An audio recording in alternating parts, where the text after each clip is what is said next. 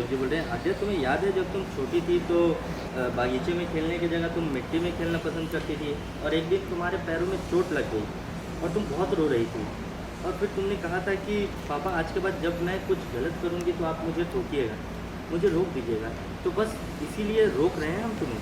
आद्या बोले लेकिन पापा मैं शिवाय, इतने में बलदेव जी बोले कहा ना गलत कर रही हो तुम, इसीलिए रोक रहे हैं तुम्हें। वैसे भी देखा ना क्या सलूक किया उन सब ने तुम्हारे साथ। तो बेटा हमने शिवाय से तुमको मिलाने का अपना वादा पूरा किया, अब तुम्हारी बारी है, तुम भी अपना वादा निभाओ।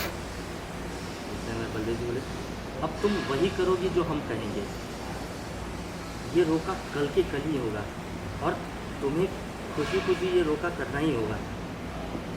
और ये देखा यहाँ से बलदेव जी उठ के गए,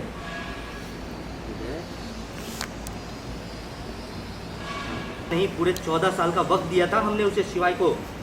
14 साल में तो कोई भी वनवास काट के आ जाता, पर इस शिवाय पांडे का संघर्ष खत्म ही नहीं हो रहा है। पर आप चाहती हैं इस शानो शौकत में पली बड़ी अपनी बेटी का हाथ हम उस 2 कौड़ी के शिवाय पांडे को दे दें। अरे शिवाय के साथ स्कैम हुआ है बलदेव जी, स्कैम तो हमारे साथ हुआ है पल्लवी जी, आपसे शादी करके आपका और हमारा तो कोई मेल ही नहीं है। पल्लवी जी बोलिए तो वही गलती आद्या के साथ मत कीजिए। आद्या उस लड़के से मिलने तक नहीं आई और आप उसके साथ बधाई हो बलदेव, बेटी के नए रिश्ते की शुभ घड़ी आ गई है। बलदेव जी बोले और इस शुभ मुहूर्त में आपका प्रयास और आपका आशीर्वाद दोनों ही शामिल है दीदी। मैंने उधर भी देखा, आद्या ने बोला पापा ये आप लोग मेरे साथ गलत कर रहे हैं और मैं ये रोका होने नहीं दूंगी।